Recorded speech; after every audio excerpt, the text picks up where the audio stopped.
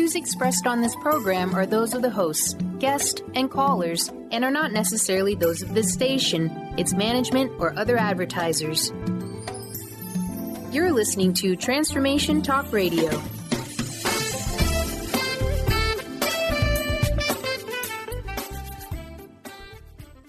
Moms, are you ready to become enlightened, empowered, and stress-free? Well, get ready because you are about to tune into vibrant, powerful moms helping everyday women create an extraordinary life with Debbie Pokornik. Each week, Debbie discusses topics to help you become self-aware, inspired, and on track to create the life you crave. It's time to stop settling and start thriving. And it all begins now on Transformation Talk Radio.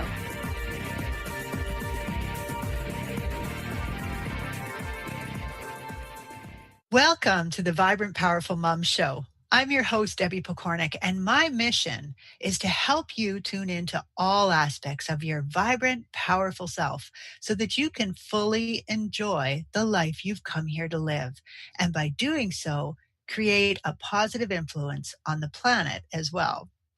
Today, my guest is Angelia LaRue. Angie has a fascinating personal story which really grabbed my attention and made me want to hear more. But first, let me give you a bit of the official stuff.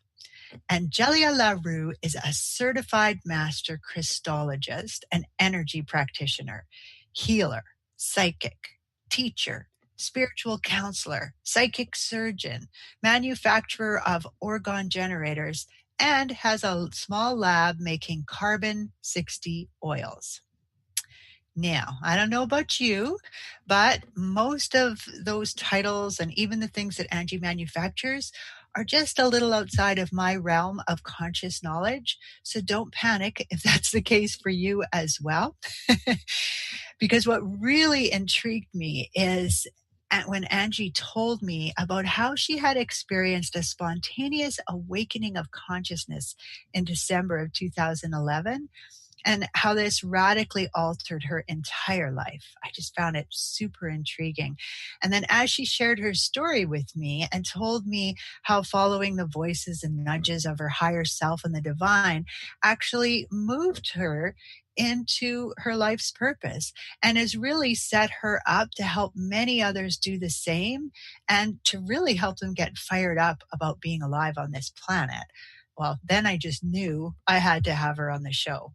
So today, she's with us to talk about frequencies as they apply to all of us in our daily existence. And what's exciting is that she really is doing this from an insider's perspective because of that awakening. I mean, she's able to tap into stuff you and I could easily miss or not understand. So without further ado, Angie, welcome to the Vibrant Powerful Mom Show. Thank you, Debbie, and thank you for having me. And hello, everyone. It's just wonderful to have you. Now, I'm kind of wondering if at the start we should talk a little bit about your story of awakening, because if I was the one listening, I would be sitting there thinking, well, what happened to her? I want to know. And if we just jump right into frequencies, I think some people might be sitting there having trouble concentrating, just waiting for you to tell a bit more about your story. So can we start with a shortened version of what happened? You bet. At the time, which this is 2011, December, I was leading a very ordinary life. I had been married for close to 20 years. I went to church. I sang in the choir. I sat on many different charity organization boards, and I had a job in an art gallery, and my artwork also hung in an art gallery. So just a very ordinary life. Mm-hmm. There was a couple things I think leading up to it, and it's very difficult to dissect it, and I probably won't know until I land on the other side exactly what that perfect storm was that led up to it. But there's a few things that stand out in my mind. One was I had fallen in love with a group of people, and this was broad spectrum, every one of them uniquely and perfectly for who they were, with everything that came attached. And I just equally loved everyone. Mm-hmm. Another thing that had happened is my life had become dull. There was no sparkle. And in fact, I really no longer had a feeling for why I had come here, or if there was an overriding purpose. We're told from the time that we're young that we're special and we're going to do something wonderful in the world. And I was in my late 40s, and that had not happened yet. And I came to the conclusion that I didn't actually know what life was all about. And I seemed to be like just taking up space, breathing oxygen, being a consumer, using stuff. And it seemed rather a waste. And I apologized to God for never leading my husband to becoming anything other than an atheist, and for not understanding myself what life was all about. And I basically asked, please stop this train. I want off. And in fact, I gave the music I wanted played at my funeral to the choir director and quietly began making arrangements, setting my life up to be turned over to other people, writing my will, so to speak. Right. And on December 9th, 2011, at 2 o'clock in the afternoon, while on the phone with somebody, I walked into my kitchen. And when I turned to get a glass of water, and when I turned around, the kitchen, I don't know how to describe this. It's like I could see between the atoms of everything. So I could see through the cabinets. Everything got kind of dissolved or dissipating. It was dissipating. And then suddenly this cloud of energy formed in the middle of the kitchen like a rift. And I can't tell you if it was actually there or if it was a psychic perception. Right. But I was suddenly pulled into it. And I'm on the phone and I'm crying out, I'm falling. And this was a client who was commissioning a painting. And Right. So not exactly what I wanted to be happening on that phone call. And there was no sides, no tops, no bottoms to where this place I was falling into. It was almost like I fell between worlds. Like there's, when we have a wall between like the kitchen and the dining room. Right. On one side is the kitchen, on one side is the dining room, but there's actually a space like 5 to 6 inches wide that is either dining room or kitchen, right? And Right.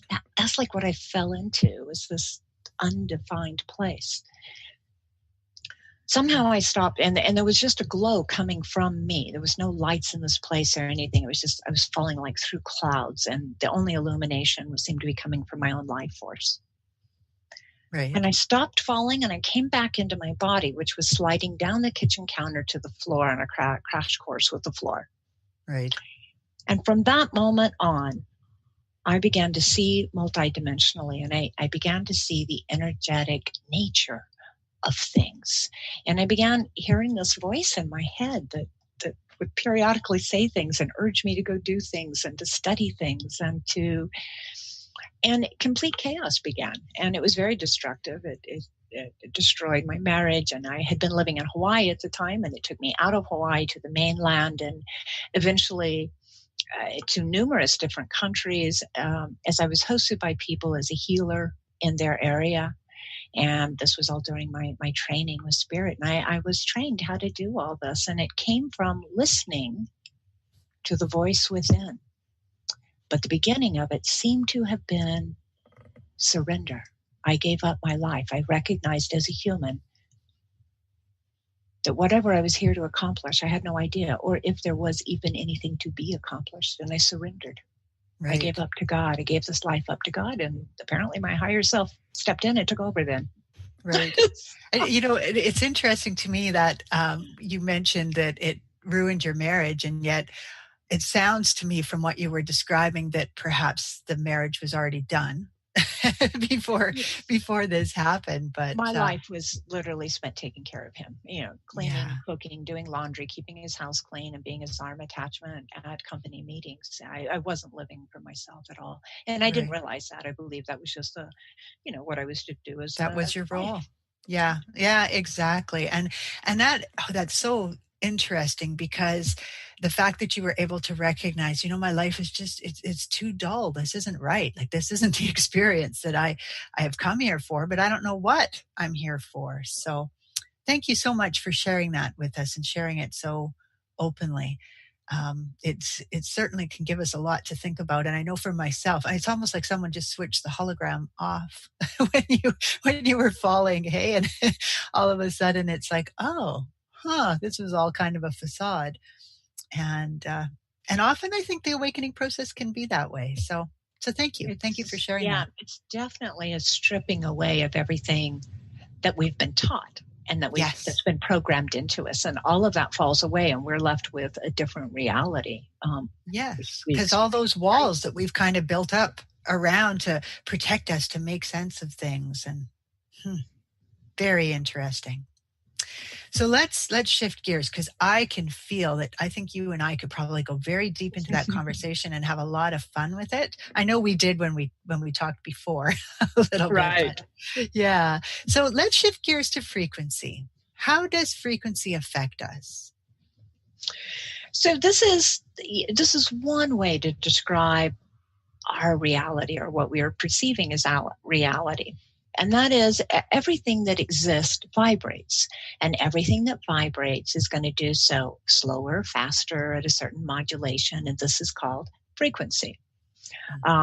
One way that we easily understand frequency is dialing in a radio. This radio station exists at 98.2, this one at 104.1, right? And it's a whole different bandwidth of information or knowledge that's coming in at that different frequency. But we exist, and we have a vibration and frequency. And the average human's body that's healthy exists at 68 to 72 hertz. Planet Earth has a pulse too, called the Schumann frequency. And this is around 7.82 hertz. It's very, very low. Now that changes as the sun goes through activity and quiet times. It affects the Schumann frequency of the Earth. And when the Schumann frequency starts spiking into like 30 hertz, it affects us humans. And a lot of us experience that as an increase in anxiety, or everything just suddenly seems very busy and we can't get centered. We feel a little maybe frantic inside. These are common reactions to spikes in the Schumann frequency. Okay. Does that correlate in any way with the full moon? Just because we know. Oh, okay. You bet. Because we're getting much more reflected sunlight from the full moon. That's actually what the full moon is, right? It's fully in the path of the sun. And the sun's frequency is 122.6 hertz. So on the full moon, what we're doing is we're getting reflected photons. We're getting more energy. And this is going to amplify whatever the current mood that we're experiencing is. It's just an energy amplifier. So if we're on the edge of, sad and depressed, things can get really bad. If we're feeling really excited and up and social, this is a really great time to go out with your friends. You're going to have a remarkable time. Right. Yeah. So it just amplifies whatever energy is present. They usually always staff extra hospital people and extra policemen on the full moon, because this is a long known effect. Oh, absolutely. I used to work in a bank, and I can remember us talking about, full moon. And usually we weren't all paying attention to what the moon was doing. But within, 10 minutes of the bank opening that day, we'd look at each other and go, it's full moon, isn't it? Right. You could just tell by the questions, things going on. Okay, so that is very fascinating. So people then vibrate at a frequency, but is it constantly changing as well? It is. That's because the numbers I gave you is the body's frequency, which is really going to have to do with our health and stuff. But our emotions are on a whole different frequency scale. Love, for example, is 528 hertz. Wow. The beginning of the opening of the third eye and one of the second gateway states into the awakening of consciousness is 741 hertz. Anger, frustration, shame, guilt, these are all very low. They're very, very low frequencies. So, and of course, repetitive thoughts or repetitive emotions that we have in our mind will eventually affect our body. It's a little bit slower to respond, thankfully, but we can literally make ourselves ill. So our thinking at whatever frequency it is at will affect the 68 to 72 hertz that our body wants to be at. Okay. So there is definitely a direct connection between our thoughts and emotions and the health of our body. Oh, absolutely. Can you just give an example of, how you said anger, shame, all of those are very low frequencies? Can you just give us an idea of the window you're talking about when you say very low? For like anger, shame, disappointment? Like when we'd be talking 10 hertz or Yeah, would we be talking no, 100 hertz? I think because tissue necrosis or death of the cell actually happens at 30 hertz, or actually 30 hertz is the beginning of death. So, these hertz of anger and shame and stuff, they're going to be more around 50 hertz. Okay. 50 to 100. The emotional frequencies tend to run a lot higher, 528 being love. Right. And frequencies in the 300s are healing frequencies. They actually amplify the repair of tissue. Okay. See, that's so fascinating to me because, and the reason I asked you about what those lower ones were at is because we're always talking about gratitude and how when you're truly grateful for something, you feel love for it. I mean, that's what it does for you. And you could just see what a difference that's going to make to your physical body when you're consciously choosing gratitude numerous times throughout the day, or every time you sit down to journal before bed, or whatever the case might be. And when we feel gratitude, the organs of our body feel safe. They feel like they're in a safe environment. It's safe to flourish. And we stay well. Literally, we don't get as sick as often as other people. And, we probably all noticed this in the workplace. There's these few people who don't get sick very often, and there's other people who regularly get sick or regularly catch everything that comes down the turnpike. And a lot of that can be as simple as that internal thinking, right? Are we in appreciation, or are we waiting for the other shoe to drop? Right. That's, I think we could have a huge conversation on that. And I'm going to resist the urge to do that. But I certainly have worked with people that don't seem to get sick, but seem to have a fairly pessimistic attitude towards life. So very interesting. And that would just be something else going on. I think. Sure, that could be genetics or something. Yeah. Well, exactly. And it still comes down to your joy in life. And I mean, how much happiness you're having. So, so we'll resist that impulse to go in that direction, as interesting as it might be. So what about electromagnetic frequencies, the EMFs that we hear so much about? How do they affect us? They radically affect us because those frequencies shoot right through our body, right through our cells. And so as they pass through, they are altering the state of our cell. And high frequencies, emotionally speaking, are very, very good for us. But when we're talking about technology, it's not so good. And, when we're around things, very close to things like Wi-Fi, cell phone towers, we're actually receiving a pretty large dose of radiation.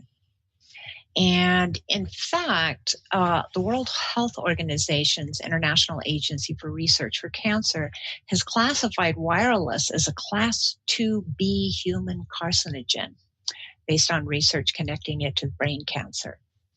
So not all frequency is good for us. And particularly a lot of the new man-made frequencies like Wi-Fi and cell phone are actually very bad for us, and particularly bad for young developing minds. The damage of radiation on a mind, a child 10 years old and younger, is kind of really large. Right. It's a very large thing. But even in a grown people, they're discovering it lowers cell count, sperm counts.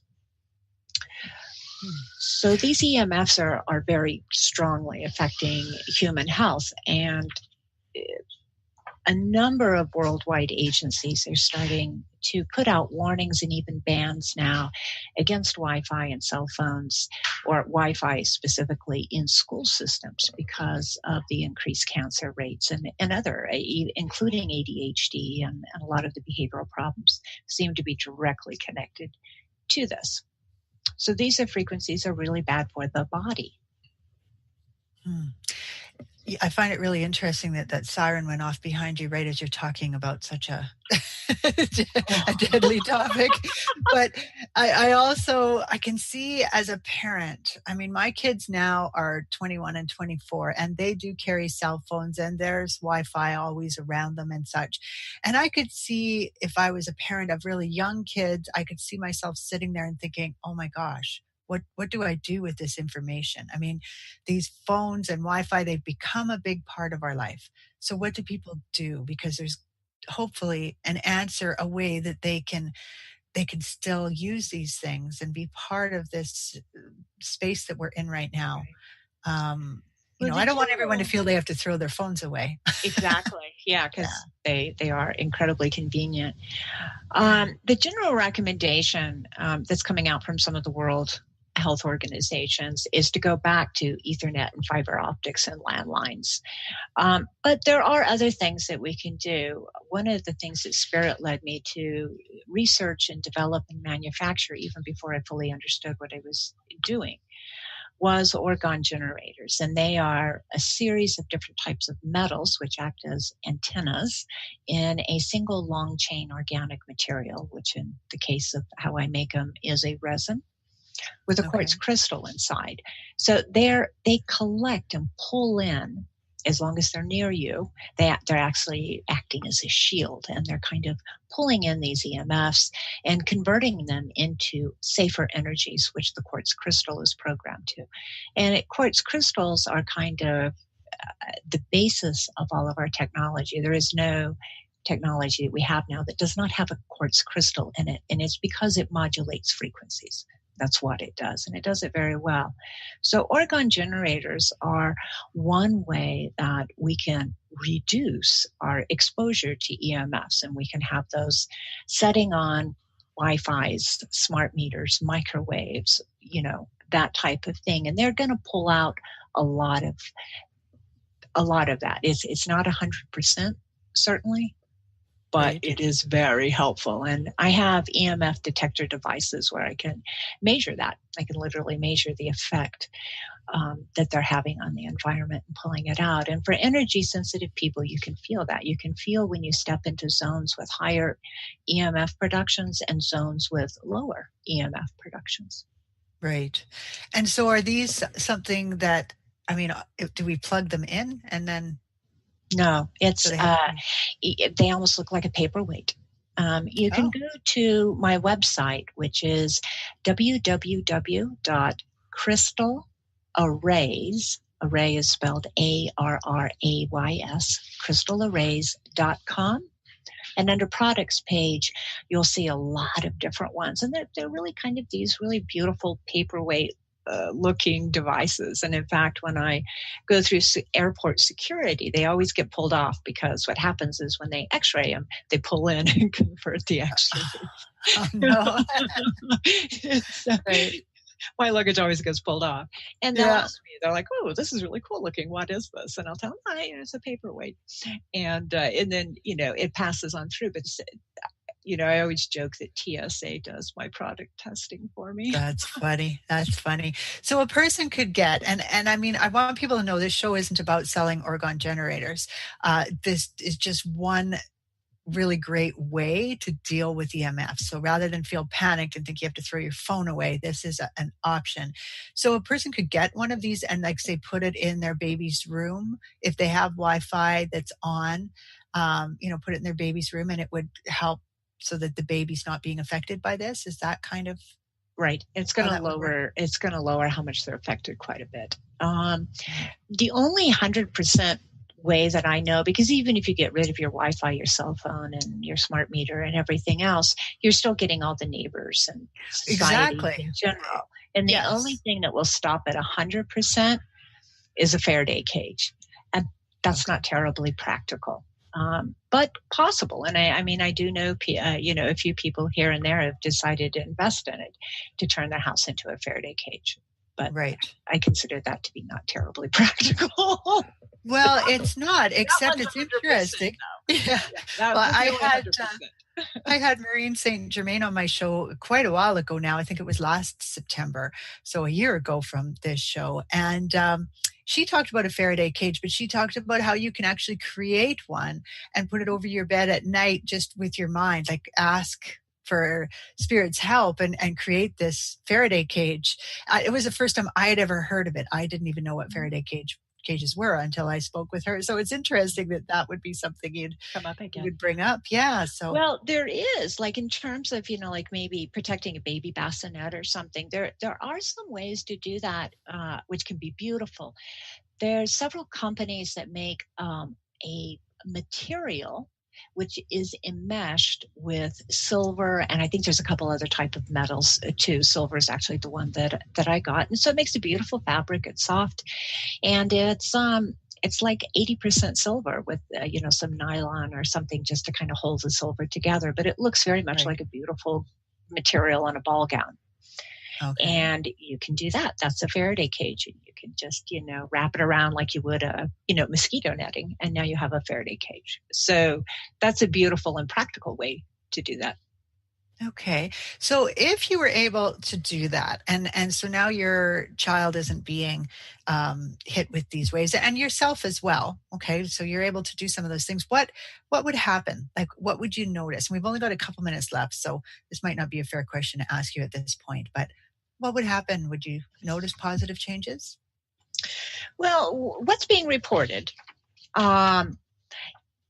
It's that children are experiencing headaches, rapid heartbeat, memory problems, insomnia, fatigue, and what's it called? Where you get a high ringing in your ears? Yeah, tinnitus or something like that. Yeah, I can never pronounce it either when I try to read it. Right, because so there would be I know. Yeah. So there would be a reduction in that, and actually, peer-reviewed research has demonstrated adverse biological effects, including single and double-strand DNA breaks, creation of reactive oxygen species, immune dysfunction, cognitive processing effects, stress protein synthesis in the brain, altered brain development, sleep and memory disturbances, ADHD, et cetera, et cetera. So would you notice it, or would you notice that you have a happy, well-adjusted child versus not having one? Right. Exactly. Well, we have used up all the time, and there is so much more for us to discuss, but I want people to know that they can stay connected with you through your website, which was crystallarrays.com. That will be put up on my blog, so you can take a look and get it from there if you're not able to quickly write it down. Angie also has another website at C60, C as in the letter, and then the number 60 solutions.com. And you can also pick up a gift, which she created, a video especially for you entitled 7 Ways to Calm Yourself and Raise Your Frequency. So I'll put the instructions for how to get that on my website, which is empoweringnrg.com. And if you haven't been there yet, it's a great idea to go there, and you'll find the blog that's attached to this particular interview has all this information on it. Angie, thank you so much for coming on today's show and sharing your inspirational message with us. I think this is just such important information for all of us to hear. I know it can feel a little bit disheartening, but at the same time, remember, at the very beginning, she talked about this love frequency, and just feeling love and feeling gratitude on a regular basis is going to help somewhat to mitigate some of this. So keep that in mind. Absolutely. Yeah. And we do have a lot of control. We do. We have more. So it's not about don't panic and think, okay, forget it. I got to get rid of my phone and go and live in a cave. So thank you so much, Angie. Thank you to our Debbie. Oh, you are very, very welcome. Thank you to our listeners. Without you, this show would have no reason for being. With much respect for you and the journey you are on, this is Debbie Pokornik and her guest, Angelia LaRue, wishing you a vibrant and powerful day. You've been listening to Vibrant, Powerful Moms with host Debbie Pokornik. If you've enjoyed this show, please give us a shout out and leave us a positive review. To find out more about Debbie and her sisterhood of Vibrant, Powerful Moms, visit empoweringenergy.com. That's empowering with letters NRG.com.